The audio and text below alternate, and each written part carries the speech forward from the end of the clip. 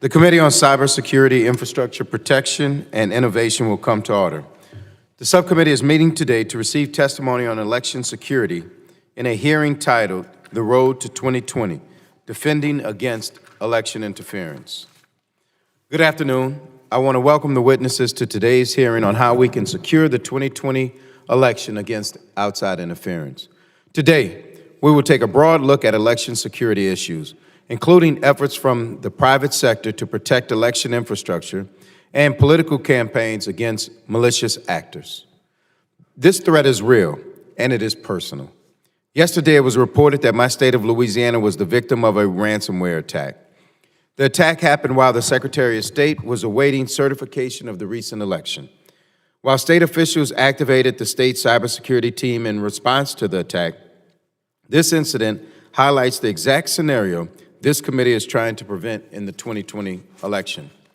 It is an undisputable fact that in 2016, the Russian government carried out a concerted, sophisticated operation to meddle in our presidential election. The Kremlin leveraged sophisticated cyber capabilities to target our election infrastructure and amplified divisive and, at times, false rhetoric in an unprecedented way to sow discord, undermine the public's faith in democratic institutions, and ultimately damage the global leadership of the United States. The Russian government's covert malicious foreign interference campaign attacked every aspect of our elections.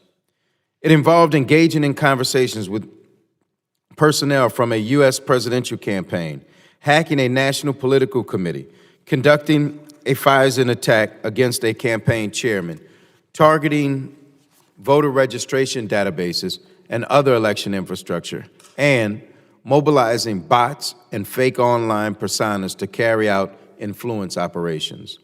Today, two other nation-state actors, China and Iran, are following suit, weaponizing new technologies to disrupt our democracy, distort the daily news, and compromise our election security. As we move into the heart of the 2020 election cycle, we must set aside party politics and work together to improve election security and preserve the integrity of our democracy. To that end, I urge the White House to accept the intelligence community's unanimous conclusions about 2016 meddling, refrain from engaging in conspiracy theories ahead of the 2020 elections, and show some needed leadership on election security. Failing to do so will further erode public confidence in our election process and advance Vladimir Putin's goal of undermining the U.S.-led liberal democratic order. For its part, Senate leadership must pass House-passed measures that would make election infrastructure more secure, and it should match the House's commitment to funding election security grants. Security vulnerabilities in outdated, unsupported election infrastructure could jeopardize the accuracy of voter registration databases or even the tally of votes cast. That is simply unacceptable. Voters deserve to know that they will be able to vote when they show up and that their vote will be counted accurately. To guard against covert malicious foreign influence campaigns, owners and operators of online platforms must understand and be candid with the public about how our adversaries use their platforms. Also, we need to educate the public so that they are informed and have the opportunity to distinguish between facts and disinformation.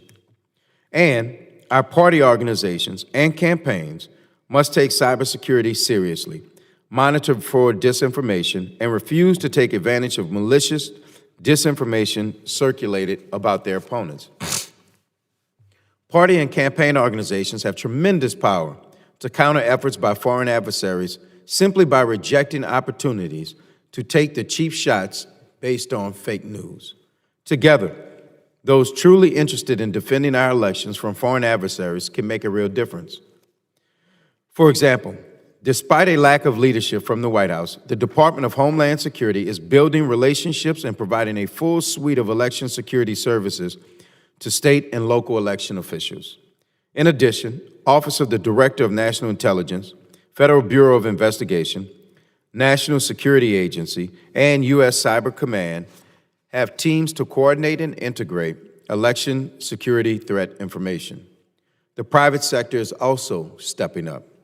Cybersecurity researchers at nonprofit and for-profit organizations are providing cybersecurity services to campaigns and election officials. I commend these efforts. I look forward to hearing more from our distinguished panel on their efforts and yield back the balance of my time. With that, I now recognize the ranking member of the subcommittee, the gentleman from New York, Mr. Katko, for an opening statement. Thank you, Mr. Chairman, and thank you all for being here this afternoon on this very, very important topic. Securing our elections remains one of the most pressing issues our country faces today. Secure voting systems and the accurate reporting of votes is foundational to our democracy. Americans should have full confidence in every aspect of our election process.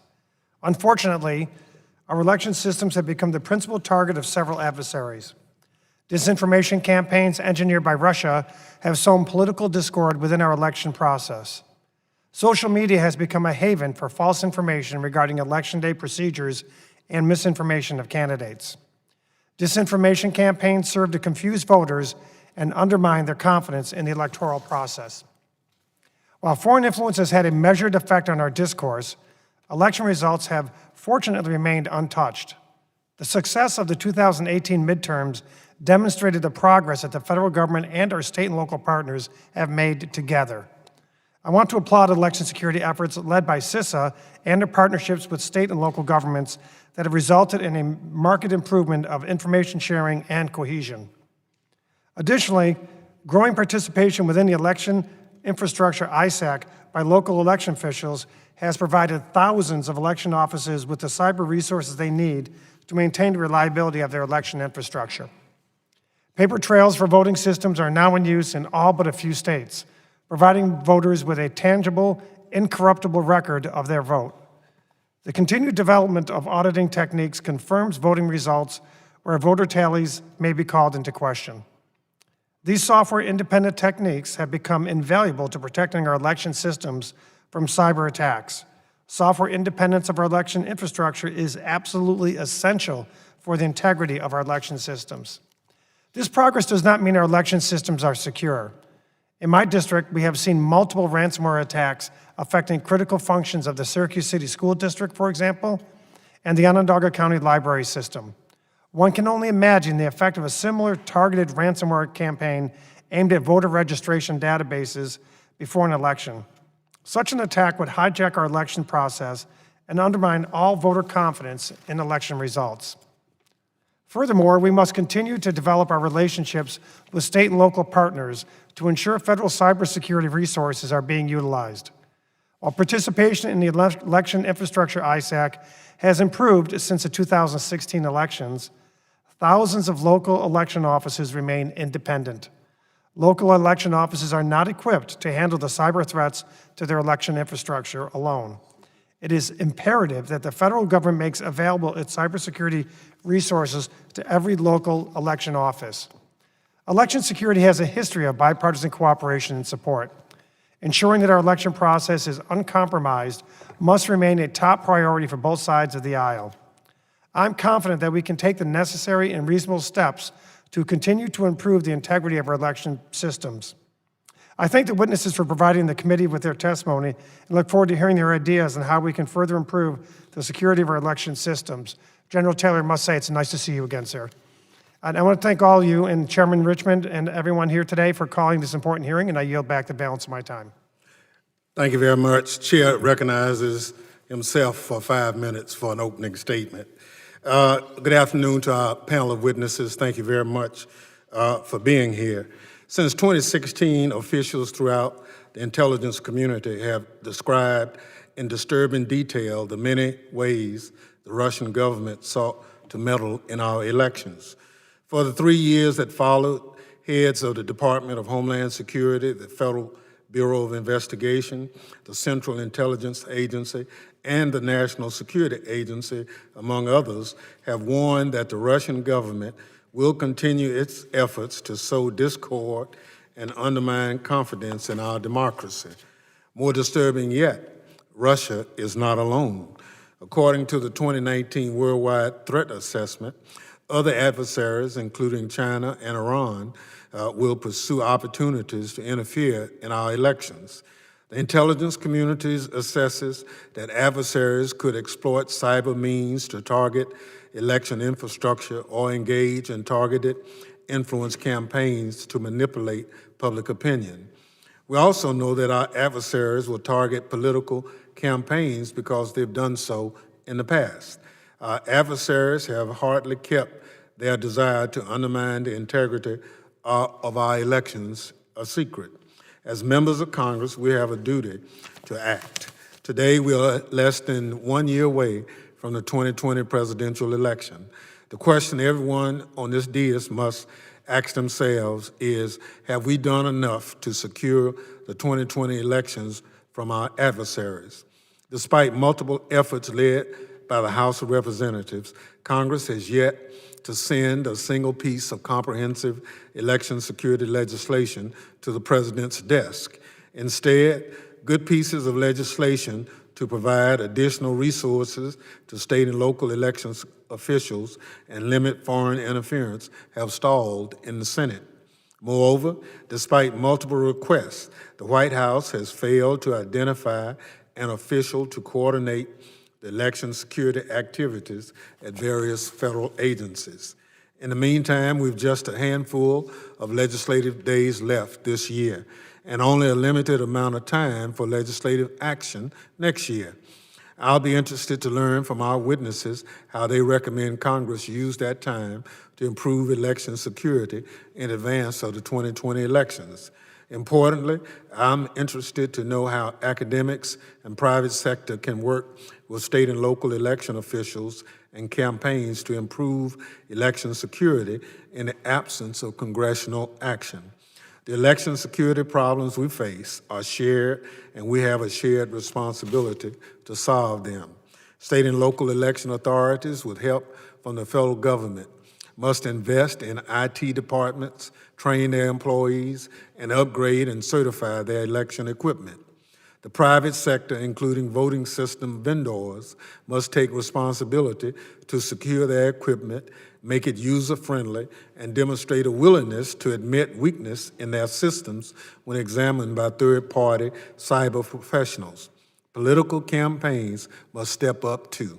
They must implement robust cybersecurity policies to deprive our adversaries of information that can be twisted into a divisive narrative and serve as an extra check on disinformation. Finally, the American public must also be vigilant and scrutinize the information presented to them carefully. But before I close, I'd also like to note that November is Critical Infrastructure Security and Resilience Month. I can think of no better way to observe it than to assess our preparedness for the 2020 presidential elections. I also thank Chairman Richmond for his steadfast leadership on election security, and I look forward to the hearing and witnesses' testimony today. Other members of the subcommittee are reminded that under committee rules, opening statements will be submitted for the record. I welcome our panel of witnesses. First, I'm pleased to welcome back General Frank Taylor, United States Air Force retired. He's a former Undersecretary for Intelligence and Analysis and at the Department of Homeland Security and a board member at the U.S. Cyberdome, a nonprofit organization which provides cyber security at no cost to political parties, elected officials, and candidates across party lines. Next, we have Mr. Richard Stingel. He's a former Undersecretary of State for Public Diplomacy and Public Affairs, where he created and oversaw the Global Engagement Center. Next, we have Dr. Matt Blaze. He holds the McDevitt Chair of Computer Science and Law at Georgetown University. His work focuses on technology, encryption, and most importantly, election security. Finally, we have Ms. Jeannie Baldains. Close? Okay. She's the Director of Strategic Projects at Microsoft Defending Democracy program, where she leads a team that works with political campaigns to protect against hacking and defend against disinformation campaigns. Without objection, the witness's full statement will be inserted in the record. I now ask each witness to summarize his or her statement for 5 minutes, beginning with General Taylor. Thank you, Chairman Thompson. Ranking Member Katko, it is a pleasure to appear before this committee. This time as the Acting Executive Director of U.S. Cyberdome, a nonprofit organization dedicated to helping to secure federal campaigns against undue influence. Thank you for the opportunity to appear and to discuss defending our election infrastructure. Both you, Chairman Thompson, and Mr. Katko have outlined what the threat was from 2016. That threat continues to manifest itself, so I will not speak further to that. But as the Executive Director of U.S. Cyberdome, I've talked with many other organizations who are helping campaigns with cybersecurity and to protect against disinformation. I've been engaged with personnel in the national party committees, the federal campaign committees, as well as personnel who have worked for these types of committees in the recent past. The observations of this testimony come from those dialogues, my professional experience, and the experiences of U.S. Cyberdome founders and advisors. U.S. Cyberdome is a 501c4 nonprofit organization. Our objective is to ensure the integrity of elections and confidence in their outcomes. We operate in full alignment with the Federal Election Commission Advisory Opinion 2018-12 to fund qualified vendors using U.S. Cyberdome donations. Initial U.S. Cyberdome activities have focused on the 2020 U.S. presidential and senatorial campaigns, but over time will apply to other campaigns. We broker no-cost cybersecurity and disinformation protection services from qualified vendors to federal campaign committees, national party committees, think tanks, and non-governmental organizations. Using the cybersecurity framework as a measure of comprehensive cyber risk management, we have identified services for a multi-phase improvement initiative.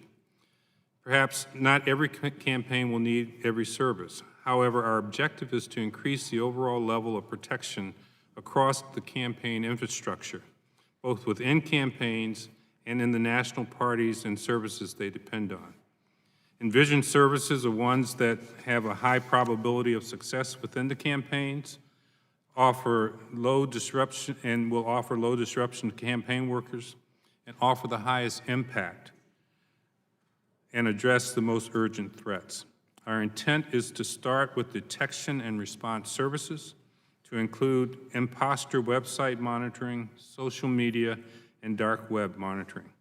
These services are allowed per current Federal Election Commission advisory opinions. These services will hold the line.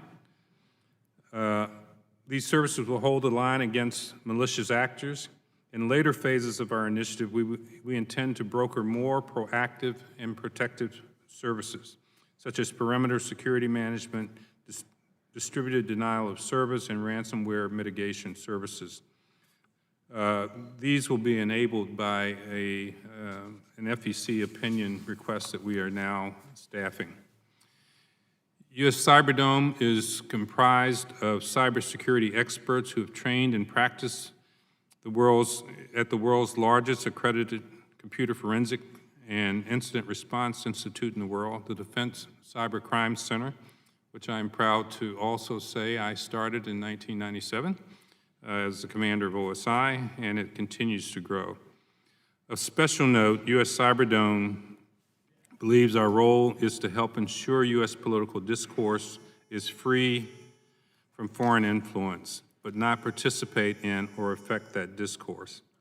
Just a couple of observations about campaigns. Our assessment is campaigns are underprepared. Their focus is on getting their candidate elected, and the investment that's required to protect against the more sophisticated threats that the campaigns and our election infrastructure face are much more expensive than campaigns can afford. Our focus is to provide the campaigns with free of charge services to protect themselves as they pursue the election process. With that, Mr. Chairman, I will yield my time. General Teller, let me thank you for your testimony. I'll now recognize Mr.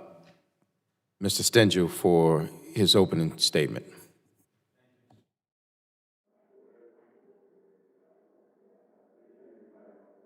I said, thank you, Mr. Chairman. I feel very comfortable here today because I spent so much time sitting next to General Taylor in government. So the consent of the governed, that's the basis of our democracy. If that consent is acquired through deception, the powers derived from it are not just. That's why disinformation is so dangerous to our democracy. Disinformation is deliberately false information designed to deceive or mislead. Misinformation is simply false information, whether deliberate or not. Disinformation is the much greater threat because it is on the rise around the world and at home, particularly here at home. Disinformation is asymmetric warfare. You might not be able to afford an F-35, but you can certainly hire some people with laptops who act as trolls. Yet it's often a weapon used by the strong against the weak, because authoritarian leaders have understood that they can repress free speech at home and spew disinformation on state media. It's difficult to fight because it's hidden in plain sight. It uses all the same principles of behavioral economics and the tools of the big social media companies to find a targeted audience. It's as old as humanity, but social media has made it exponentially easier to create, deliver, and instantly find large audiences.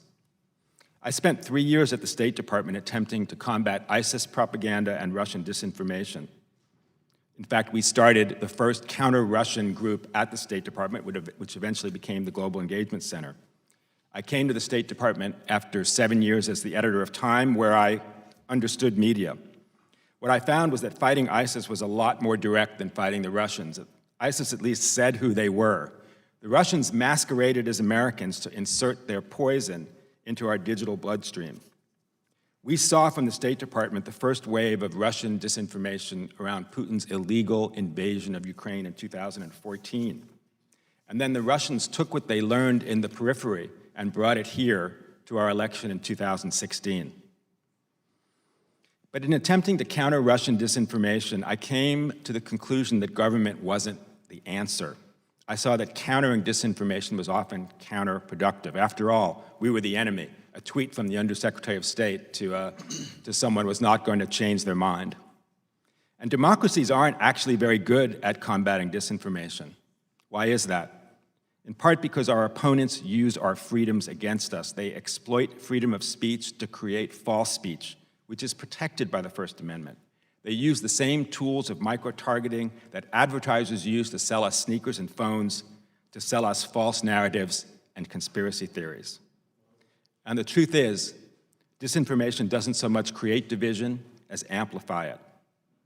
Even though I don't think government has a direct role in countering disinformation through creating content or taking it down, I do think government has a clear role in creating resilience to disinformation.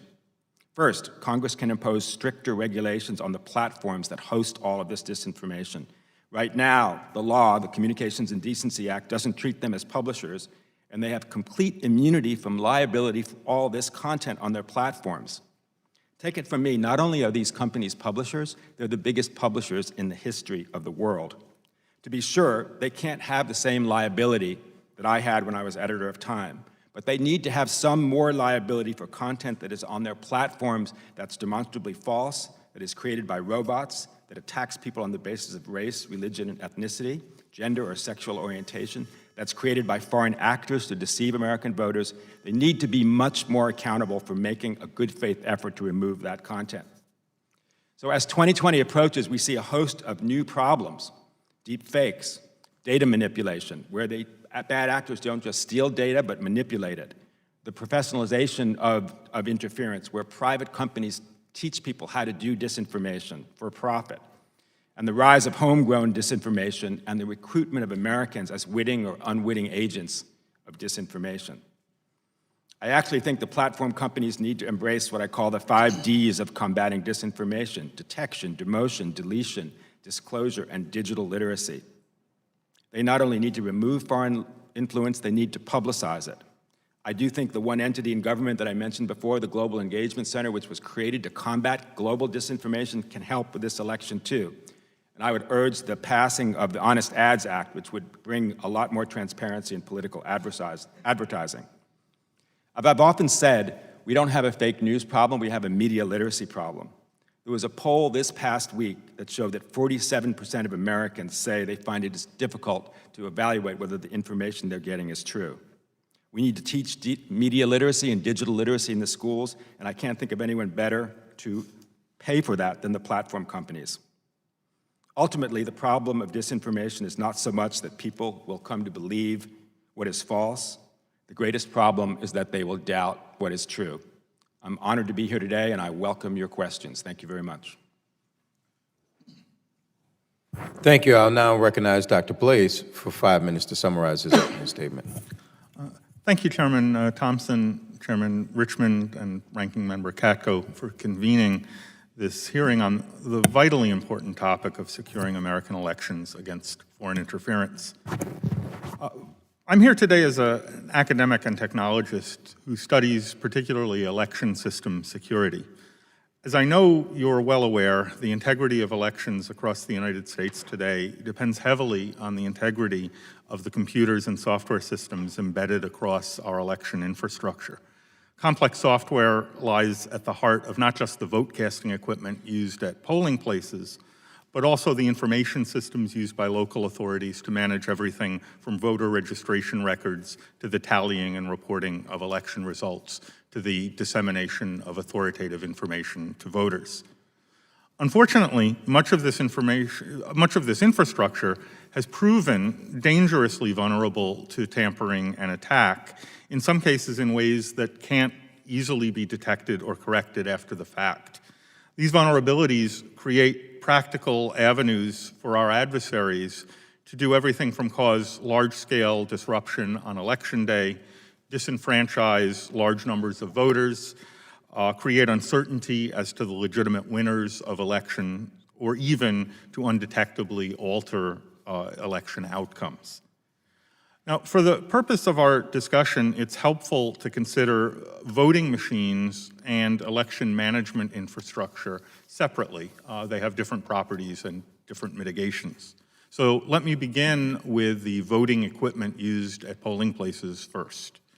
To be blunt, it's a widely recognized and indisputable fact that every piece of computerized voting equipment used at polling places today can be easily compromised in ways that have the potential to disrupt election operations, compromise the firmware and software in these devices, and alter vote tallies that get reported by county offices.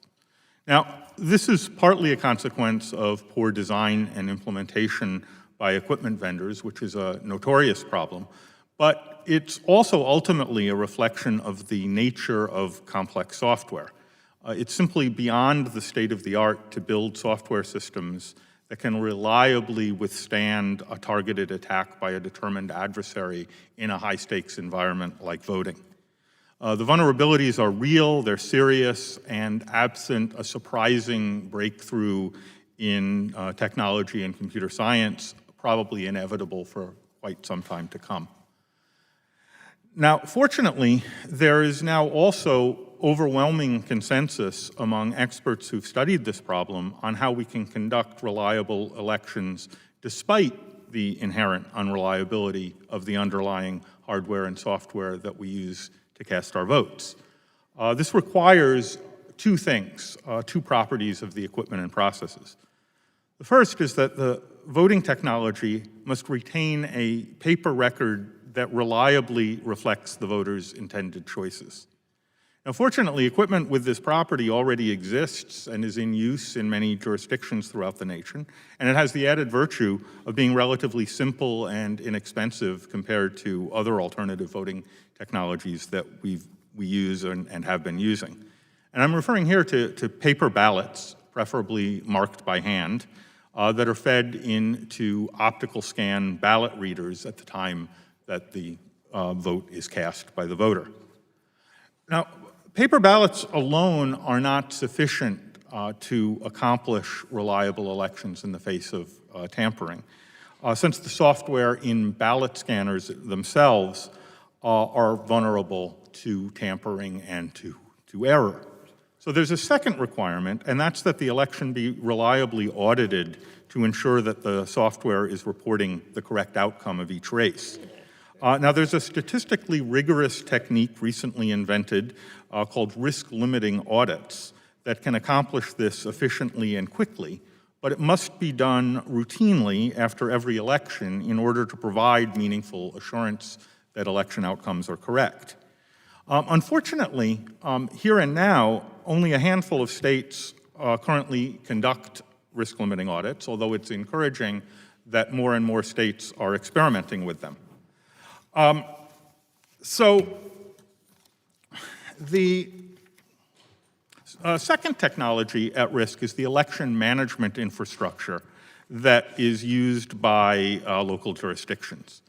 And while vote casting equipment has justifiably gained a great deal of attention, there's more to this than just the voting machines. Each of the more than 5,000 local jurisdictions responsible for running elections has to maintain a number of critical information systems that are attractive targets for disruption by adversary. Most prominently are the voter registration databases that determine who is allowed to vote on election day.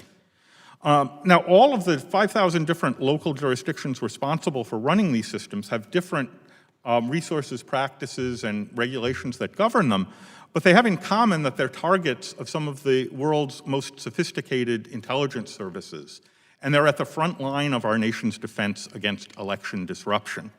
There's no simple fix here, except the provisioning of significant additional resources to protect these systems. We don't expect the local sheriff to single-handedly defend against military ground invasions, and we should not expect county election IT managers to defend against cyber attacks by foreign intelligence agencies, yet that is what we effectively ask them to do. So thank you again for your attention to these important issues. Thank you, Dr. Blaze. We have votes that have been called. There's 1 minute and 48 seconds left on us to vote. There's still 282 people who have not voted. But what we will do is we will go into recess right now. We will go vote. There's probably going to be 1 vote, at most 2 votes. So we will come back and resume immediately when votes are over. So with that, we will stand in recess. Hey, listen, if you're a good boy, I'll get you a pair of these socks. You all are winning anything this year?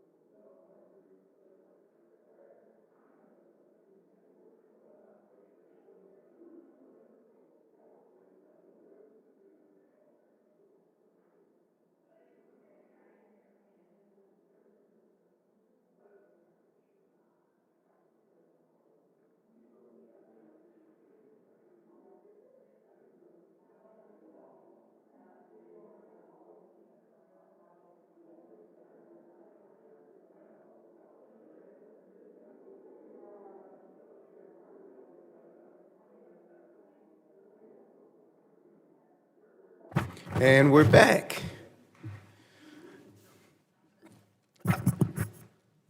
I'll now call the committee back to order, and I'll recognize Ms. Bodanes for 5 minutes to summarize her testimony, and thank you for your patience. Absolutely. Chairman Richmond, Ranking Member Katko, and members of the subcommittee, thank you for the opportunity to testify today on the important topic of campaign security. My name is Ginny Bodanes, and I'm the Director of Strategic Projects for Microsoft's Defending Democracy program. Our team works globally with a variety of stakeholders to preserve and protect electoral processes, protect campaign organizations from cyber-enabled threats, and defend against disinformation campaigns. Microsoft has several initiatives to achieve these goals, but my testimony today will focus on our efforts to increase the cybersecurity and resilience of campaign organizations. To address how campaigns can protect themselves, it's helpful to first understand the threats that they're up against. Campaigns face a unique challenge when it comes to securing themselves.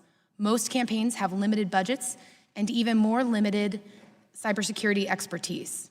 Yet, they can face outsized threats and asymmetry that can harm our democratic process. Microsoft's work to protect campaign organizations builds upon our broader experience in assessing and tracking cybersecurity threats. The Microsoft Threat Intelligence Center, known as MYSTIC, has focused on tracking nation-state adversaries for more than a decade. We provide notification to customers when an online service account has been targeted or compromised by a nation-state actor that we're tracking. As a technology provider with many customers in this space, we believe we have an obligation to do more to support campaigns' efforts to protect themselves. For that reason, we now offer services specifically designed to assist the campaign community. In August of last year, we began offering a free service called Account Guard, which provides campaign customers of our email and productivity tools with additional security support. We did this for 2 reasons. First, we wanted to address the reality that threat actors do not only attack the enterprise accounts of their targets, they go after personal accounts of staff as well. For that reason, Account Guard customers have the option to also enroll their personal Microsoft email accounts, such as Hotmail or Outlook. This optional enrollment provides our threat monitoring team with valuable information about what might otherwise appear to be a standard consumer account. More importantly, it allows us to notify the individual and the organization quickly if we identify a threat actor targeting that personal account. Second, we recognize that campaigns might not be equipped to receive a nation-state attack notification. While the information can be very valuable, it doesn't serve much purpose if the recipient isn't sure what to do with the information that they receive. For that reason, in addition to informing the customer about an attack, we also include information about what to do next, especially if the attack resulted in a breach. This additional communication ensures that notifications reach the right person within the organization and that they can turn that information into action. We've also created a new version of our email and productivity tools just for campaigns. We did this based on feedback that sophisticated security tools aren't realistic on a campaign budget, and that setting them up was too difficult for the typical campaign IT staff. So we made Microsoft 365 for Campaigns available this past summer. This allows campaigns to access security tools at a much lower cost and provides non-technical users with essentially an easy button to turn on key security features. While new tools and free services are helpful, they don't address the most impactful thing that campaigns can do to protect themselves, and that's to educate their team about cybersecurity hygiene. That's why we provide a variety of cybersecurity trainings, in person as well as online, tailored to the specific needs of the campaign community. We encourage campaigns to do the basics, such as turn on 2-factor authentication, use better password management, use a cloud service provider, and use secure communication platforms. In conclusion, Congress plays a critical role in securing our campaign organizations and elections. In addition to the recommendations made by my fellow witnesses, Congress also can contribute to a multi-stakeholder approach that addresses the threats themselves. We believe that combating attacks at the root will require a joint effort from private sector actors such as Microsoft, as well as state, local, and federal governments, civil society, academia, and campaign organizations themselves. Campaigns face the threat of capable, well-funded, and agile adversaries. While there is much they can do to protect themselves, we've seen firsthand that they benefit from assistance from the private sector, and they would certainly benefit from congressional and executive branch leadership in multi-stakeholder engagement especially around establishing international norms to discourage nation-state attacks against our democratic institutions. Thank you, and I look forward to your questions. The gentlelady yields back. I want to thank the witnesses for your testimony. I will remind each member that he or she will have 5 minutes to question the panel. I will now recognize myself for opening questions. Let me start where we just finished with Ms. Bourdain's, and you heard me mention the Louisiana ransomware attack on our Secretary of State, and it appears it was the business side of that office as opposed to the election side. But you mentioned in your testimony that ransomware attacks against election infrastructure. How has Microsoft seen this threat grow, one? And two, how can the private sector assist our local governments in securing sensitive election systems? And you mentioned the campaign, so the infrastructure. Thank you for the question. This is a topic that Microsoft has been aware of for a long time. Ransomware generally is an issue. We tend to agree with Director Krebs of CISA, who has pointed out recently that ransomware attacks, if timed a couple weeks before an election or indeed the week of an election, could have dramatic effects on the result of the election. As you discussed in your opening statements, it could do things like tying up the voter registration database, and sowing chaos when people go to try and vote. It could also, depending on the timing, make it difficult or impossible to deliver ballots or the ballot formats at the right time. So it is a real concern. The reason that we address it, and why I believe Director Krebs has as well, as a potential emerging threat, is because we have seen it happen in large and small cities in recent past. So clearly we've seen this in Baltimore and Atlanta and lots of other places. And then of course the information that just came out this morning about what was happening in Louisiana. So it's a big concern. It's one that we're working with our partners in government, DHS in particular, to think through what steps can be taken to form a resilient response. Because the reality is these systems will remain vulnerable as long as there are people trying to attack it. But if they have resilient plans in place, they can respond accordingly. Thank you. General Taylor, over the last couple years, since 2016, we have put an enormous amount of time from this committee into looking at our election infrastructure. And we learned in 2016 that our adversaries can exploit cybersecurity vulnerabilities in campaign organizations to steal information and spin a divisive narrative. How can campaigns help serve as a line of defense against foreign influence in our elections? Well, thank you for the question, Mr. Chairman. I think the important thing is recognizing that they're a target first and that they need to invest in cybersecurity. And part of what U.S. Cyberdome is attempting to provide to them free of charge is expert-level capability to protect themselves. As I mentioned in my remarks, campaigns are not built to with cybersecurity expertise. And the nature of the threat that is coming at them requires a very sophisticated understanding of how that threat is manifesting itself. And that can only be done by security experts, cybersecurity experts, and campaigns just don't have those kinds of people routinely. They are startups only together for 1 or 2 years at most, and can't invest in those kinds of capabilities. Thank you. And Mr. Steingel, in the beginning of your book, you stated that disinformation doesn't create divisions, it amplifies them. We know the Russians influenced campaigns fed off of conflict, manipulating discussions on race relations, gun control, global warming, among others, to turn Americans against each other. How do we equip voters to understand when public debate is being manipulated by the Russians or some other adversary to undermine U.S. interest? And then the second part of that would be, how can we depoliticize the conversation about disinformation and foreign influence campaigns altogether? Thank you for that question, Mr. Chairman. In my book, I talk about what the Internet Research Agency did in the last few weeks, in particular before the election, where they focused on African-American voters. And what I meant about that disinformation doesn't create division, it amplifies it. They were trying to get African-American voters not to vote. There was a bunch of tweets to people who followed the site that they created called Blacktivist, which was created, of course, from St. Petersburg, to black voters saying, "You don't wait in line to vote, vote at home." They were trying to get black voters not to vote. They were trying to get voters to vote for minority candidates, Jill Stein, for example.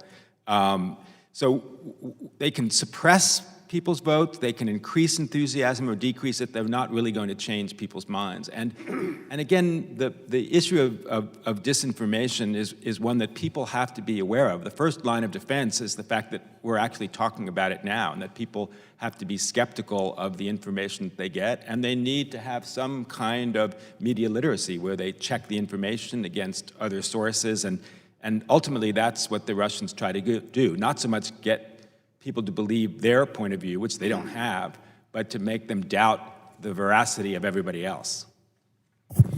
Thank you. My time is up. I will yield back, and I'll now recognize the ranking member of the subcommittee, the gentleman from New York, Mr. Katko. Thank you, Mr. Chairman. Thank you all. I have about 30 minutes of questions, but I know I only have 5, so I'll get through as much as I can. Ms. Bedaines, a lot of questions I'd like to ask you, but first of all, on your computer, laptop, you have a sticker that says Protect 2020. Could you briefly explain what that represents, because I know what it does, and what was Microsoft's interaction with 2020, if anything? Sure. Well, I have a couple stickers here that were actually produced by DHS within CISA.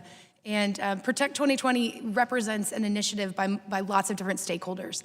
To protect our elections, we need participation from governments, private sector, academics. It's really going to be a collaborative effort. So they are very generous with giving out their stickers so that all of us who are part of that effort can display how much we care about this. What's Microsoft's role in that effort? We have a variety of initiatives. We have some security initiatives, obviously, for campaigns, as I mentioned in my opening statements. But we also do work around election security. We actually have an open source software development kit where we are inviting people to come in and use it in their elections to ensure that a voter's vote makes it all the way through. So we have several initiatives that we're doing. We try and identify places where Microsoft fits, where our resources and our knowledge and people are a good fit to fill some gaps. And it's a free tool that local election officials can use, but is it fair to say we only have about 25% of the local official agencies, election agencies using that tool? Currently, it's not used by anyone. It's an open source, and we want to have some pilots. I'm thinking of something else, and I'm sorry, Okay. whatever it is. But I noticed something with CISA where 25% of people are not taking up with CISA's free assistance to give them assistance with their local elections. And I'm concerned that why they wouldn't be taking up, it's a free advice and they get free notifications and updates as to security vulnerabilities and they're not using them. And I just, for life, I can't understand why. I'm not sure. Yeah, okay. Well, Mr. Blaze, I know we've had some discussions with you in the past, and you've described the election security vulnerabilities as follows. Basically, no matter what we do, it's never going to be perfectly secure, but there's ways you can minimize the risk. So obviously making sure the machines that actually do the tabulation are offline, and they have a separate verifiable way, usually through paper, but maybe some other ways as well, but generally through paper. So we have a recording of the actual vote. And then I think you said in your testimony, and I've heard you say it before, the risk limiting audit is a great tool to go back and do. Now, the concern I have is something General Taylor mentioned and some others have alluded to. A lot of these local election agencies don't have the funding to do what we need them to do. So I'd like to hear from you all is what we should be doing in that regard, because whether it's a risk limiting audit or other types of audits you can do afterwards, having the paper trail and going back and doing the spot checks, to me, is the only way to really ensure the integrity of the numbers and the tabulations. And some jurisdictions are better than others, but again, a lot of them do not participate, are not able to do this. And so what can we do to fill that gap? And I'd like to hear from any of you. So I'll just I'll start off by saying that I agree with you completely, and there's wide variance among the thousands of election administrators throughout the country in capability and funding and interest. One thing that we can do is infuse funding specifically to replace voting equipment with those that use paper ballots, to conduct risk-limiting audits, to share experience. Yeah, the problem is, I think, don't mean to interrupt you because we're short on time, but a lot of jurisdictions will get the funding, but they'll choose not to do risk limiting audits, so they'll put it into hardware. So What can we, just briefly, if you kind of want to give the others an opportunity as well, what can we do? What should we be doing? Well, we have to recognize in any funding initiative that the audit step is at least equally important, and that's absolutely Okay. critical. Mr. Stengler, or General, want to add anything to that? Yeah, I think of this, Mr. Katko, as I look at the defense industrial base and how long it took that organization, or those organizations, to really kind of realize what the threat is. And I think this is a long-term strategy. I think the investment that you've made in funding for CISA's election security is a huge step in the right direction. I think they have done an excellent job of getting the confidence of the secretaries of state, and I think over time that will filter down. But it's a long, tedious process. But as we set standards and best practices, I am confident it will roll to every level of our election infrastructure. Okay. Anything I'd like to offer? I'd only say I'm the disinformation guy, not the campaign security guy. And while you can harden election voting systems, it's very hard to harden anything to prevent disinformation, in part because people welcome it. It's part of confirmation bias. And that's part of the problem here, and people have to understand it. There's election interference, which we know is going on right now, and that's what you're trying to stop. But then we also have what we're all concerned with is them actually hacking into the tabulations, and we haven't seen that yet, and that's what we're trying to guard against. They're certainly trying to do it, and that's what we need to have these risk auditing procedures to make sure that those numbers have integrity. But I thank you all, and yield back to balance my time. The gentleman from New York yields back. I'll now recognize the gentleman from Rhode Island, Mr. Langerman, for 5 minutes. Thank you, Mr. Chairman. I thank our witnesses for your testimony today. There's certainly no greater responsibility we have than to protect our elections if we're going to protect our democracy, and I appreciate the work you're doing in helping us to get to a better place. Mr. Stengel, I'll start with you, if I could. In your testimony, you mentioned that the rise of domestic disinformation is becoming an even greater threat than external disinformation campaigns as we approach 2020. So I wanted to ask you if you can please elaborate on why you're saying domestic disinformation is becoming a threat now, and why you assess it a greater threat in scope than the external campaigns like the Russian interference that much of the focus has been on. So one of the organizations that I'm affiliated with is the Digital Forensics Lab at the Atlantic Council, and they evaluate that there's been a very large increase in domestic disinformation. And when you think about it, even if you talk about the 100,000 items that the Internet Research Agency placed on Facebook, or the more than 10 million tweets, it gets leverage and it gets virality from Americans, not from other Russians. Yes, the Russians have a bunch of bots, but all of this is picked up by American users, and then it's amplified, and that creates the volume domestically, which is actually larger than the disinformation that's created by the Russians and other actors. But was it started externally and just, are you saying amplified it internally, or are you talking about it's generated by some organized internal effort? It's the foreign stuff is started externally and then it's amplified internally, but there's plenty of domestic disinformation from all kinds of fringe groups on the right and the left, and a lot of experts believe that in the domestic space, domestic disinformationists will actually ultimately dwarf the foreign disinformationists. So in your testimony, continuing on with you, Mr. Stengel, you testified that democracies just aren't very good at combating disinformation, and I certainly I agree. And one of the things that I focused on, along with one of our new members of the subcommittee, Ms. Slotkin, is building resilience to disinformation, much as we've built resilience to cyber attacks or acts of terror. So can you please elaborate on how you believe we can build resilience? What does digital literacy education look like, and how can we teach digital literacy to Americans of all ages, including older Americans who are already out of school? I understand the idea of debate and discourse, but this is something different that we're talking about. How do we build in this resilience to disinformation? Yes, I mean, I agree with the thrust of your question. One of the things I found in government as a person who used to create content is that countering content by us is often counterproductive. People are not receptive to it, and we're the enemy that they are already attacking. I do think digital literacy and information literacy is something that should be taught in the schools. I suggest that actually the platform companies should be financing those kinds of lesson plans. There are a number of organizations, nonprofits, that teach digital literacy and media literacy. I think in the future we'll look at the fact that we didn't teach this in schools as silly as not teaching computer programming. So part of it is the resilience is to make people a little bit more skeptical. And I think the fact that we're talking about it, about disinformation in general, is the first line of defense because it makes people a little bit wary of the information that they do get. That is, in fact, a good thing. Critical thinking is I think, the key here. But thank you for that perspective. Dr. Blaze, Professor Blaze, good to see you again. You mentioned in your testimony that hostile state actors can be particularly formidable because their goal may simply be to disrupt an election or call into question its legitimacy instead of electing a particular candidate.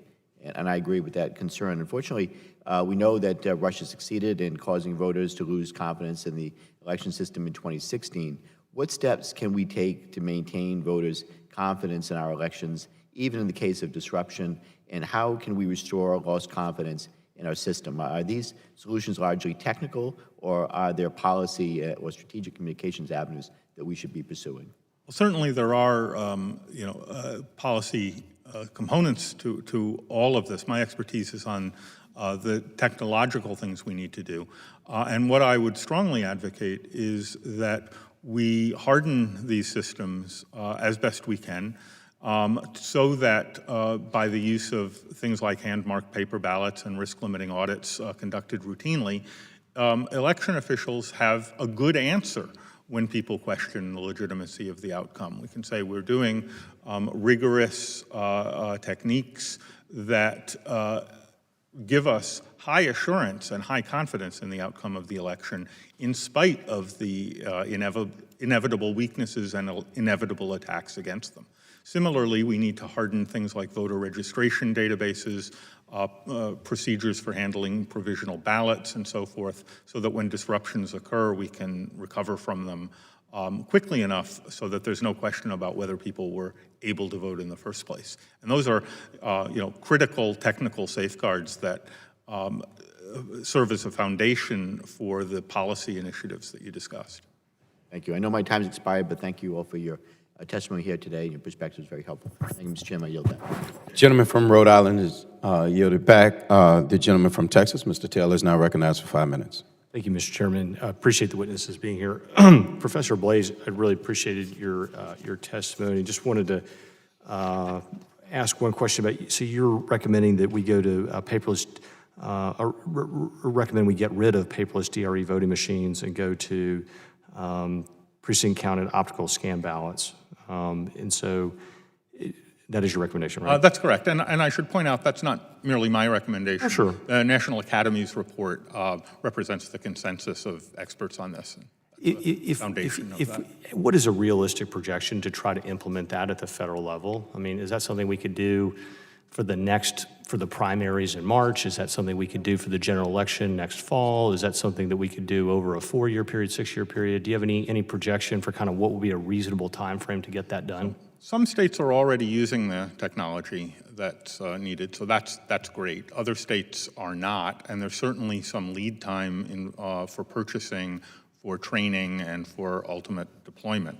I think certainly the primaries, for any state not using that equipment right now, the primaries are a pretty aggressive goal to have. The general election is also an aggressive goal, but it's not one that is out of the question to achieve if we have, as we should, a strong interest in doing so. But, okay, maybe if you haven't put pen to paper, I'm not trying to put you in a box. Have you put pen to paper on this, or is this just kind of a recommendation? Well, it's highly variable from jurisdiction to jurisdiction, so it's hard to generalize about how to deploy You're it. fine. I'm not trying to put you in a box. Different people have different ideas on how long it takes to do some of these things, and some of them are really, it's a big ask, right, to do every voting machine in America and change it over. And I appreciate that you haven't, I think it's probably fair you don't know, which is fine. I don't know either. But I think I would certainly want to give it a few years to try to do something of this magnitude. With your comments on voter registration on page 3 of your written testimony, there's an implicit supposition within a voter registration that you're saying that voter registration is important.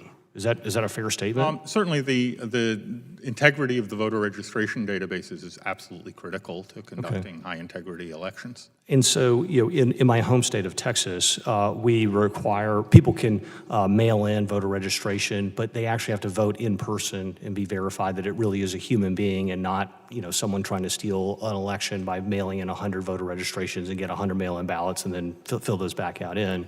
So a system of so we have voter registrars in Texas. We have a series of checks to try to make sure there isn't fraud, which I assume you would believe fraud undermines belief in the election system. Is that a fair statement? Absolutely, and I think we're fortunate that studies have shown that fraud at the individual voter level is fortunately quite rare. Well, that may be your experience, but certainly not mine. So but just going back to trying to stop fraud. So again, in Texas, we have a system for trying to stop fraud on a voter registration basis. Do you think we should throw out that system? Should we throw out the voter registration systems in all the states and sort of let people register however they would choose? Well, I certainly think that making it easy for people who are authorized to vote to become part of the voter rolls is a critical function of any election system. Does it make sense to have some mechanism? Does it make sense to have a mechanism to make sure that voters are really voters and not people trying to steal elections? And that's certainly one of the roles of each state. So that's a yes? To perform. It makes sense to stop people from stealing elections, or we should just get rid of the voter registrar system in this country and let anybody register anybody?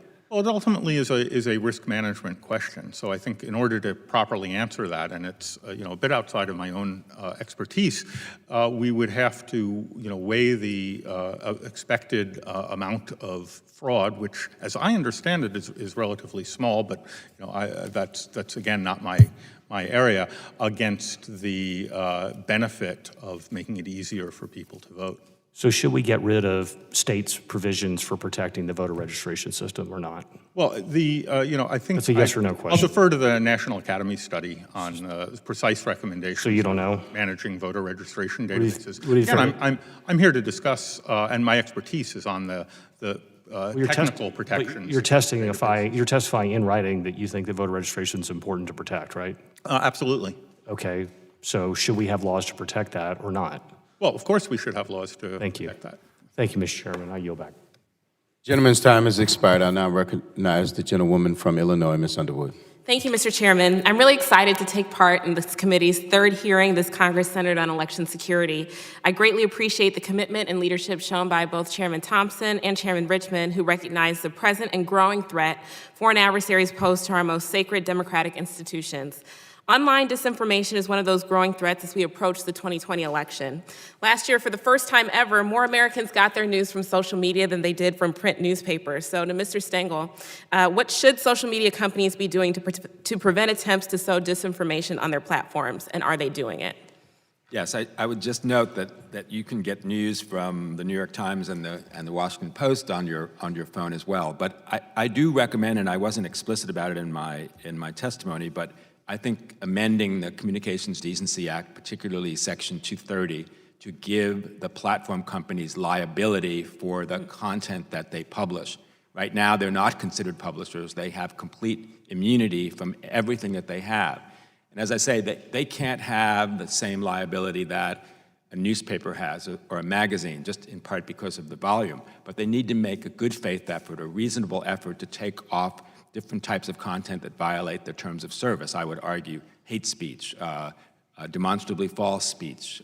Deep fakes don't have a role in our elections. They need to have liability for taking that stuff down. Okay, so my constituents, like many others in the country, want to learn more about how they can increase their social media literacy. So could you answer this question that was submitted by one of my constituents? Can you clearly describe the difference between misinformation and disinformation? Yes, I would define the difference as follows. Disinformation is deliberately false information meant to deceive. Misinformation can be just a mistake. It's not necessarily deliberate, although it can be. Disinformation is the much more dangerous and damaging version of that. And from your point of view, it's the disinformation that's being used by the foreign adversaries on the social media platforms? Yes, the Russian disinformation, which we're very familiar with, was false information designed to deceive. Part of the reason disinformation is effective is it often has a kernel of truth in it. It's not completely made up out of whole cloth. It is a combination of fact and fiction. Mr. Blaze, thank you and DEF CON Voting Village for organizing the informational briefing last month for members of Congress. I appreciate your efforts to call attention to the security gaps present in way too many of our voting machines used across the country. What more do you believe voting equipment vendors need to be doing to reduce vulnerabilities? Well, first of all, thank you so much for having us. Ultimately, vendors have two roles here. First is it's critically important that they be responsive and welcome reports of vulnerabilities and reports of bugs and problems in their system, and rapidly turn that around into defenses against those well-known vulnerabilities. We've seen since 2007, the same vulnerabilities present in deployed systems used for live elections. And there's really no reason that those cannot have been fixed by now. But secondly, vendors, I would urge vendors to produce systems in accordance with the recommendations of the National Academies study, which very firmly rejects a DRE technology that's still being produced, still being sold by the major voting vendors, even though we understand that it cannot be adequately secured and we cannot perform risk-limiting audits on it. Right. Thank you. Mr. Stengel, as a former senior State Department official, you've been on the front lines of dissecting and analyzing how foreign governments and other non-state actors are weaponizing information. We also just heard the ranking member inquire about the appropriations and how much money the federal government is appropriating. In a field hearing in my district last month, we had an expert sitting on a panel like this testify that the United States would need to spend $2.2 billion in order to properly secure federal elections ahead of 2020. And we've seen news reports of Senator McConnell only being willing to appropriate 10% of that, $250 million. Based on your expertise, do you feel this administration's response and preparations for the upcoming 2020 election are sufficient? And if not, what improvements would need to be made? Again, I'm not an expert in election security, but even from the premise of your question, I think we don't spend nearly enough on election security. In fact, we don't make elections easy for people to vote in, whether that's changing the date to a weekend, whether that's opening several days. I do think it's quite extraordinary when you think of the marketing budget of a company like Procter & Gamble is probably $25 billion, and we spend less than $1 billion on our own election. It shows what we value and what we don't value. Sure. The 2020 election is now less than a year away, and we must not be caught off guard. I appreciate all the witnesses for being here today to offer your recommendations and work to ensure our elections are secure. I yield back. Gentlelady from Illinois yield back. I'll now recognize the gentlewoman from Texas, Ms. Jackson Lee. Thank you, Mr. Chairman, and thank you to the full committee chair, ranking member, subcommittee ranking member. It's a very important hearing. It's good to see you again, Stengel, and thank all of you for your work here in the government, federal government, that some of you have worked in the past. Let me say how serious this hearing is. Probably to ensure that democracy thrives, we probably need to have these meetings almost every other day. Let me frame my questions from the perspective of 2 points that I want to make. It is general knowledge, and in the recent impeachment investigations even stated that Russia intends to to interfere with the 2020 elections. Ms. Stengel, I just want to go to you, having experience in the State Department and being an avid expert on international issues. Do you have any knowledge of Ukraine's involvement in the 2016 election? I do not. Do you have knowledge of in the general arena of information that the intelligence community documented that Russia interfered in the 2016 election? Yes, I mean, that's absolutely indisputable, and we saw that both from classified sources and non-classified sources. So let me go to General Taylor. Thank you very much. Let me go to General Taylor, and thank you. Welcome. It's good to see you again. I've been on this committee since the heinous act of 9/11. I've seen superior and consistent secretaries of Homeland Security. We may have had a policy difference here and there, but I've seen the department take its rightful role in securing the nation, and certainly we know that we can improve from 2016. But tell me what the state of DHS is as we go into the 2020 elections in terms of its capability, staffing, leadership on this very vital issue of election security, in your opinion. In my opinion, Congresswoman, the most heartening thing I see in DHS around this issue of election security is CISA, and the investment that this committee has made in making CISA more capable of addressing this issue, and the work that CISA has done to build confidence in the secretaries of state and down to the state and local election officials. So do we have the staffing and the orderliness that we need going into 2020 in this department now? We have a huge start, but as you mentioned, this is, to me, this is the same issue we faced as we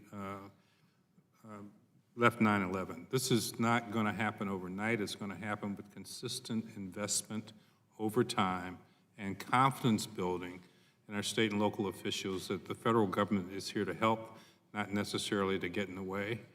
We've done that on counterterrorism. It's taken 15 years. We can do it on election security, and I think CISA is well on its way to getting that. And you feel the staffing presently, I don't know if you have access to. I do not.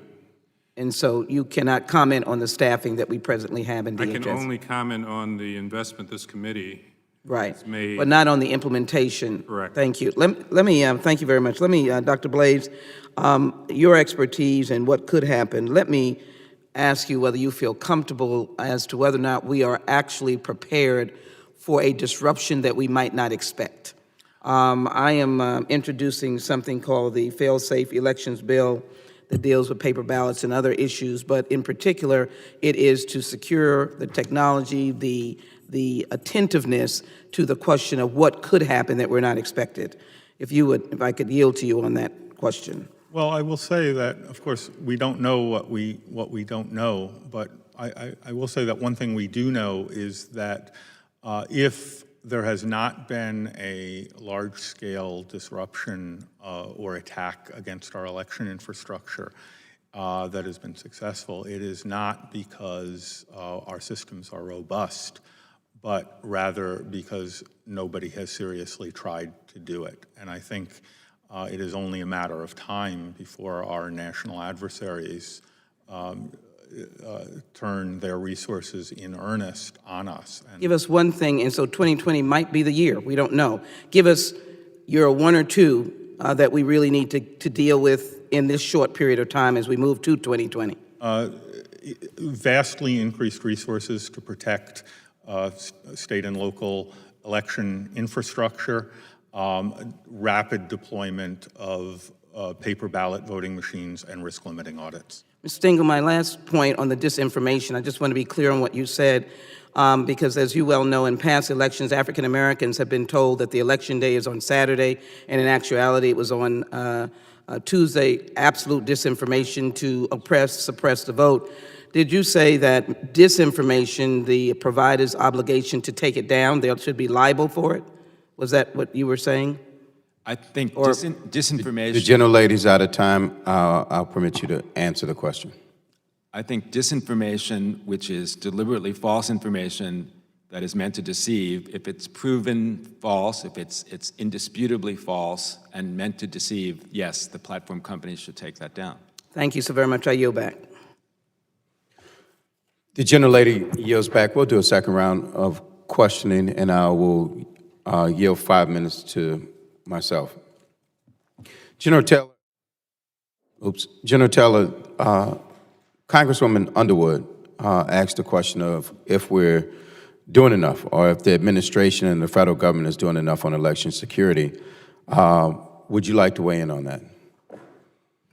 As I said in answering Ms. Jackson-Lee's question, I think we have begun a process that's going to take time to build the confidence in state and local election officials that we can benchmark each other and improve the cybersecurity status of our election systems. I have a great deal of confidence in Mr. Masterson over at CISA and the work that he has done since he's been leading the election security effort there, and I think it's developing good fruit. It's not nowhere near where it needs to be over time, and I don't think this is one, again, I think of it from a war on terrorism point of view, and it took us almost 15 years to develop the capacity to do what we have done here since 9/11. So I see it in that vein. Ms. Bedaines, let me ask you, in October, Microsoft reported significant cyber activity by a threat group you called Phosphorus, which targeted a U.S. presidential campaign. Can you tell us more about that cyber activity? One, how Microsoft found out about it, and two, what did you do with that information? Sure. There's a group at Microsoft called Microsoft Threat Intelligence Center. We call them MYSTIC.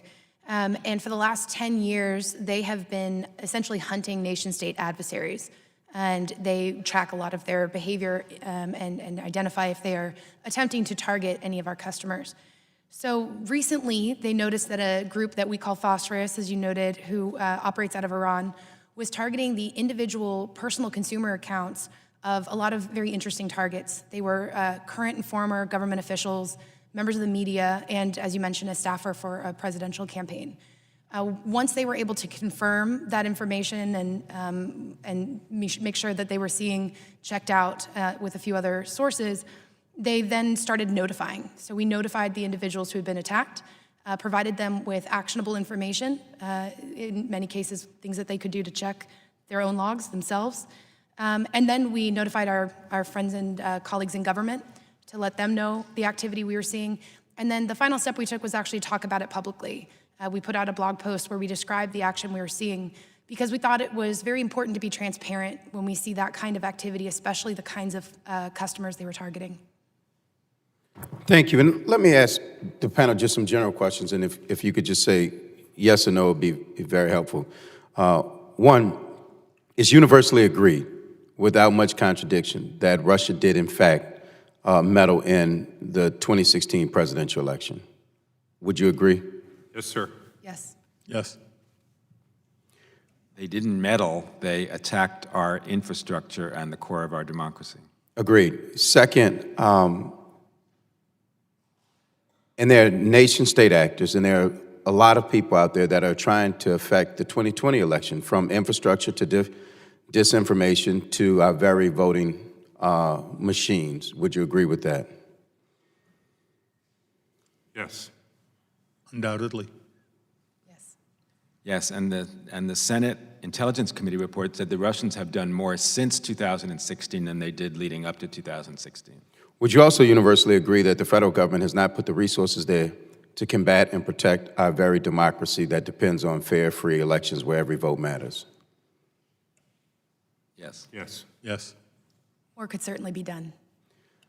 And then let me ask you another question, because it always comes up from people about this rampant action by individual citizens to go vote who are not voters, and that there's some alleged rampant election fraud perpetrated by individuals.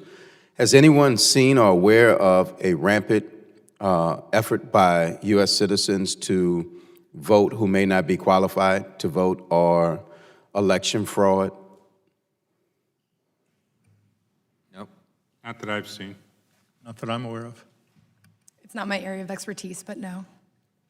And I'll just close with this. It is very important for the people in this country to believe in the elections that we have, and that the person who wins is the person who was supposed to win and received the most votes in the regular election, or in the case of a president, did in fact win the states so that they could win the Electoral College.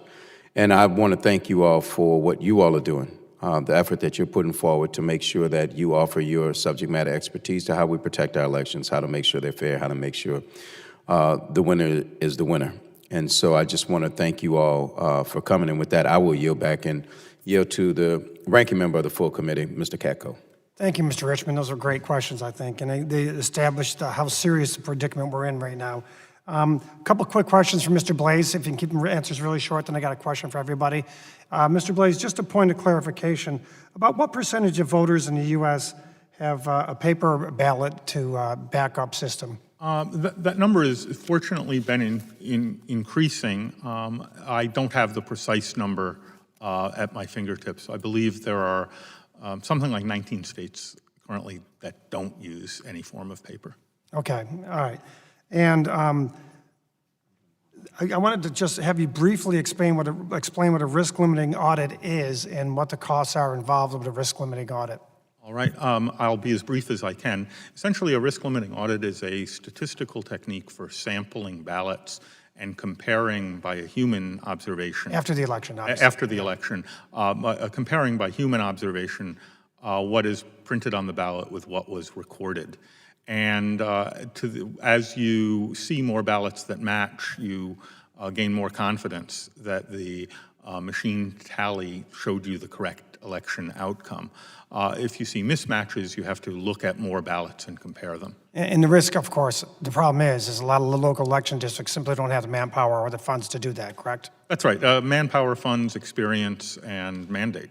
Okay. Now, I want to ask a question for all of you, and I think I'll start with Mr. Stengel, because you kind of alluded to this a little bit, that Russia is, in particular, is refining their efforts in this regard. How has Russia's strategies evolved with respect to election interference in 2016, and what should be we most concerned with what they're doing now that they didn't do in 2016? Yes, I don't know the answer to the question of how the Russian strategy has evolved. What I do know is that the platform companies have taken down extraordinary amounts of content. There was an extraordinary story this past week that Facebook had eliminated 5.4 billion, that's B with a B, fake accounts. I don't know how many of those were Russians, but certainly a significant number.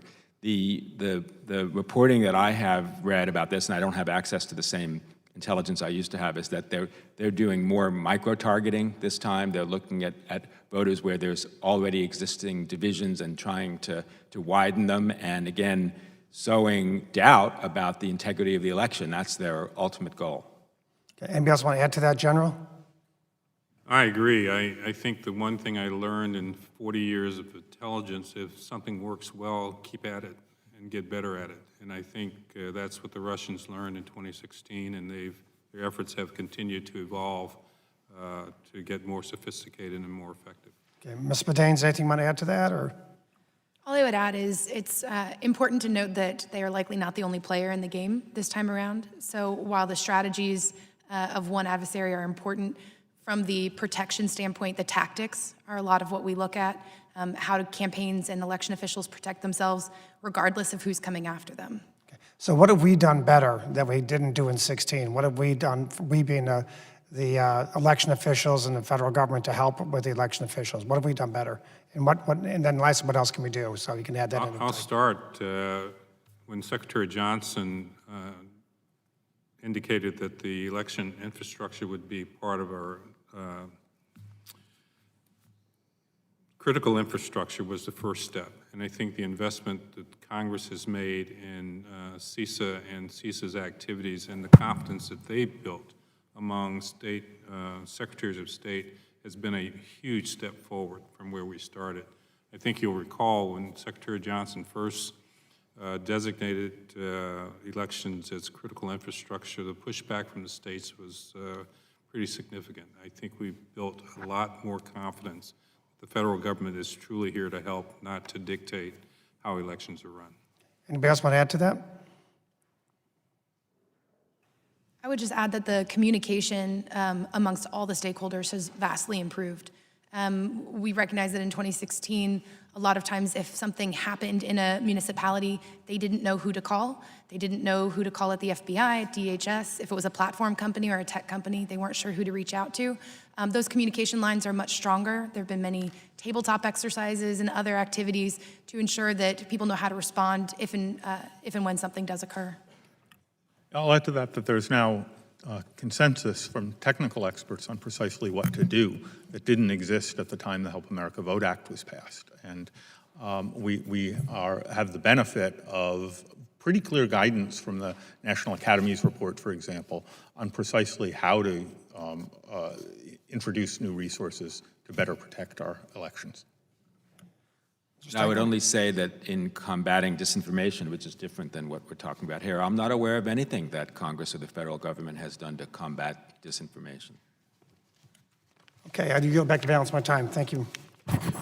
Gentleman from New York yields back. I now recognize the gentlewoman from Illinois, Ms. Underwood, for 5 minutes. Thank you, Mr. Chairman.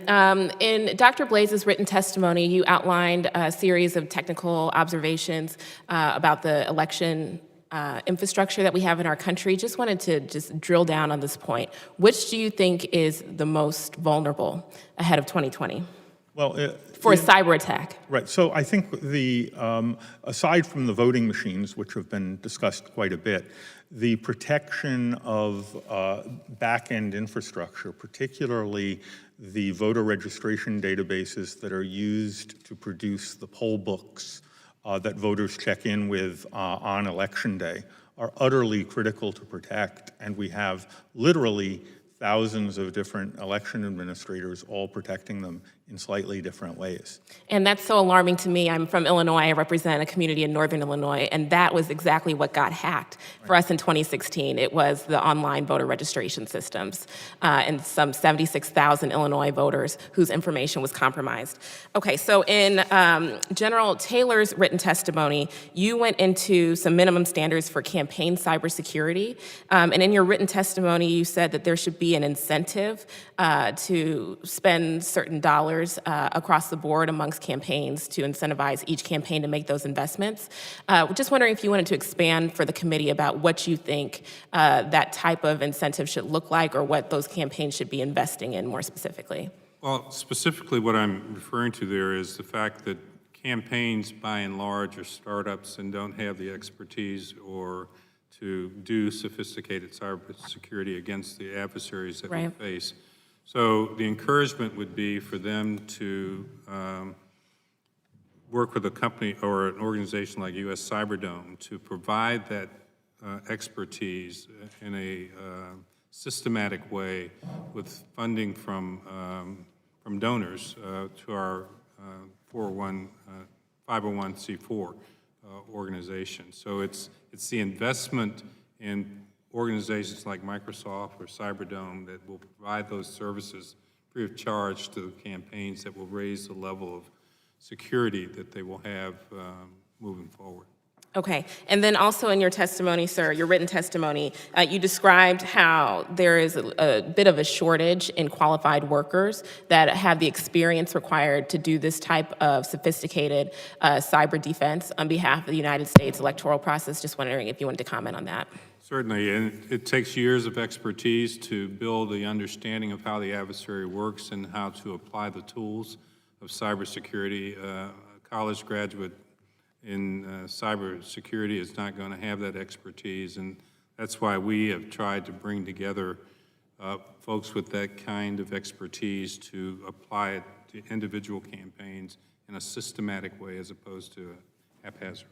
With experience then in playing cyber defense against the Russians, the Chinese, the Iranians, and the other foreign actors that threaten our elections. Who have very significant experience in the defense area of cyber security and have applied those tools very successfully over the years. And so with that in mind, thank you, General Taylor.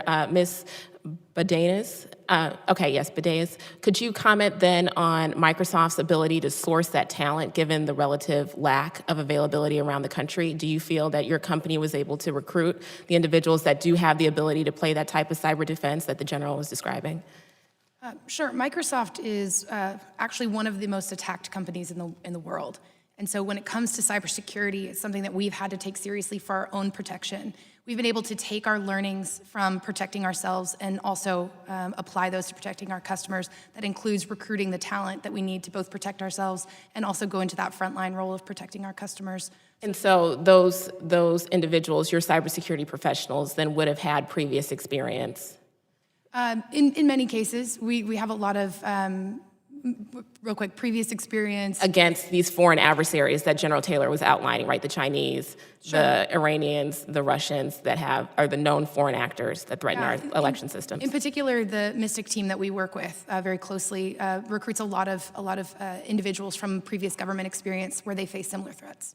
Thank you. So, I mean, it's clear to me that if large technology companies like Microsoft have to go out and recruit these types of very experienced, talented individuals, that campaigns are not going to be able to do that. And certainly states that barely have an IT person to manage the whole system dedicated to their board of elections or whatever, Secretary of State, they're not going to be able to recruit those people too. And so it sounds to me like we have a real workforce issue in addition to a lack of some standards and requirements. I think there's a workforce issue across the board in terms of cybersecurity for the country.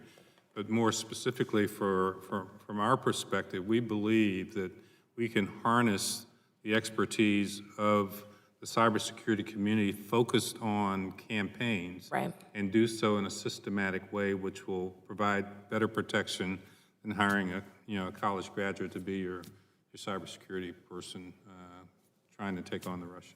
Thank you for your testimony. I yield back. The gentlelady from Illinois yields back. The gentlewoman from Texas, Ms. Jackson Lee, is recognized for 5 minutes. Let me thank the witnesses, and let me share with you these points if you can listen to this fact points, and then I'll raise some questions. The Russian General Staff Main Intelligence Director, GRU, is suspected by our intelligence agencies of having begun cyber operations targeting the United States election as early as March 2016. They took on the persona of Guccifer 2.0, DCLeaks.com, and WikiLeaks as the identities that would be reported as having involvement in the work that they had undertaken to undermine our nation's presidential election. Russia is blamed for breaching 21 local and state election systems, which they studied extensively. In February 2018, Special Counsel Robert Mueller released indictments of 13 Russians, at least one of whom has direct ties to Russian President Vladimir Putin. The 37-page indictment details the actions taken to interfere with the U.S. political system, including the 2016 U.S. presidential election. Among the charges, which include charges for obstruction of justice, are several especially notable details. The indictment states that 13 defendants posed as U.S. persons and created false U.S. personas and operated social media pages and groups designed to attract U.S. audiences. Dr. Blaze, are we better off now than we were pre-2016 and into 2016 as relates to the operatives that we might expect? Iran, Russia, China? Well, I think in some sense we're better off because we're discussing it, the fact that we're having these hearings. But on the other hand, 2016 could be seen as a demonstration of how successful this approach can be with very limited resources. So I think in particular, this is the experience of 2016 provides great encouragement to even smaller national adversaries than those with the GRU at their disposal. Do you believe when information counters documented intelligence reports that Russia was the entity that interfered in 2016 and representations from government officials keep utilizing Ukraine as having a server or having been involved, does that give a sign of victory to our adversaries when that kind of dialogue is still going on? If you're asking me, I think it's very important that our intelligence services be fully utilized and their expertise listened to in building our defenses. So to the extent that we're distracted about these things, that only weakens us. And do you still maintain that we need to ramp up the monetary investment quickly to be able to be prepared for what we may not suspect might happen in 2020? I think this is an urgent priority. And your comment, I think 19 or 20 states don't have paper ballots? That's right. I don't have the precise numbers at my disposal, but there are voters in a large number of states who still don't use paper ballots. I count that as a crisis. That's about 1/3 of the 50 states that don't have paper ballots, that something disruptive could occur, and they have no record. I think we've been very fortunate if something hasn't occurred yet. Secretary Stengel, again, we have, I think, operatives that think they are successful because in the public sphere, there is a comment that Ukraine may have had, a server may have had something to do with 2016. Do you count that as disinformation at its paramount level? And what else could be said going into 2020? Yes, Congresswoman, I think that is an example of disinformation. And to go to your previous question, I think our adversaries regard it as a victory when they can get that kind of information in the digital bloodstream of the United States, and you have people in the government not believing what our intelligence sources say is absolutely indisputable, and having recourse to some of this disinformation and strange theories that are not proven at all. I think our adversaries see that as a victory. With that in mind, let me just say, and let me thank the witness from Microsoft. Let me just quickly ask, you continue to shore up your system to protect against those who want to attack Microsoft, right? It's a daily, everyday basis. Absolutely. It's a race without a finish line. So let me just say, I think CISCA is a very important new entity, but listening to all of the witnesses, I'm almost saying that we should declare a war room. We're a couple of months out from the major presidential primaries with one party having any number of candidates. That is the crux of our democracy for the highest office in the land.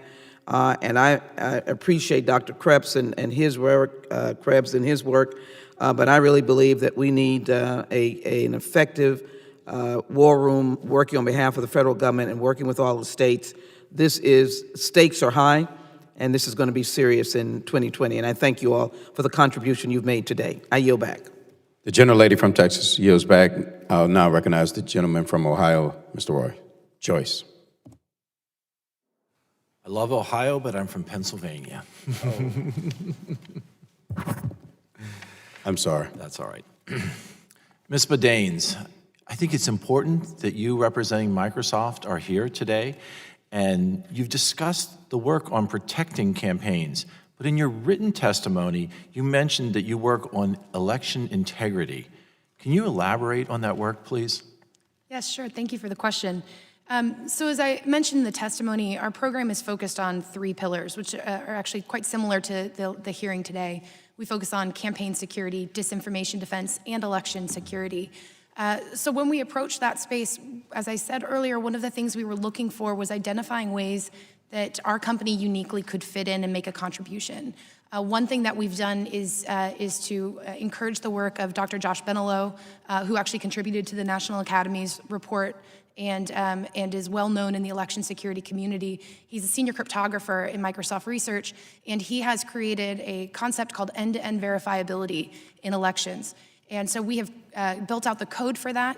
It's now available open source on what's called GitHub, which is a site where open source code lives. And we've invited vendors, new and old, to take that code and use it to make their systems stronger. We're working with them actively to identify pilots where we can test that kind of application. You also mentioned Account Guard and Microsoft 365 for campaigns. Can you tell us about Election Guard, please? Sure. So I actually didn't reference that the open source software development kit is called Election Guard. It's called Election Guard. Yes. Can you go into some more details of how you could see that impacting the 2020 elections? It will be difficult for it to be rolled out in time for the 2020 election in any notable way other than a few pilots. However, the way that it impacts voters, and that's what we're really focused on, it comes down to that question of, was my vote counted? Can I trust that my vote made it all the way through? What end-to-end verifiability enables is a voter to cast their vote, take a tracking number back with them. That vote is now encrypted, whether it's through a ballot marking device or whether it's through hand-marked paper ballots into a scanner. It can be applied in lots of different ways.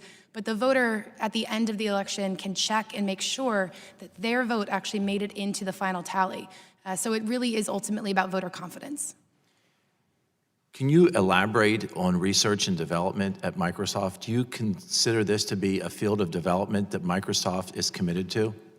So interestingly, where Dr. Benelo sits within the company is within Microsoft Research. And so as a team, the Defending Democracy program, we're actually quite small, but what we're able to do is work across the company, in particular with our researchers, identify projects they're working on that could be applicable in the election and campaign space. And where there's a good fit, we can then work with them to make that research real and be part of the commercial offerings. Thank you. My next questions are for Dr. Blaze. Pennsylvania recently launched a risk-limiting audit pilot project. Can you speak of how that project has been perceived and how that was rolled out in 2 different communities in Pennsylvania? Right. If I understand, Philadelphia, my former hometown, was one of those cities. And, it's vitally important that states and local jurisdictions get experience with risk-limiting audits. I think Pennsylvania needs to be applauded for doing this. The experience from Pennsylvania is going to be extremely valuable to both Pennsylvania and other jurisdictions looking forward. So this is, a very positive thing in my view. Conversely, Dr. Blaze, do you see any potential disadvantages utilizing risk-limiting audits? No, we simply have to do them. And I think the biggest disadvantage we face is that there isn't a national standard for doing them, that they're being rolled out very slowly. And this needs to be accelerated with things like the Pennsylvania pilot project. Thank you, and I thank all of the witnesses for being here today. I yield my time. Gentleman yields back. I just want to echo the sentiment of my colleague from Pennsylvania, and thank you all for being here and covering such an important topic. I believe that it is bipartisan, that we want to protect our elections and protect our democracy and make sure that every vote matters. So with that, the members of the committee may have additional questions for the witnesses. We ask that you respond expeditiously in writing to those questions. Without objection, the committee record shall be kept open for 10 days. Hearing no further business, the committee stands adjourned. Thank you. I should never officially introduce myself. Cedric John Joyce. Hey, John, what part of Pennsylvania?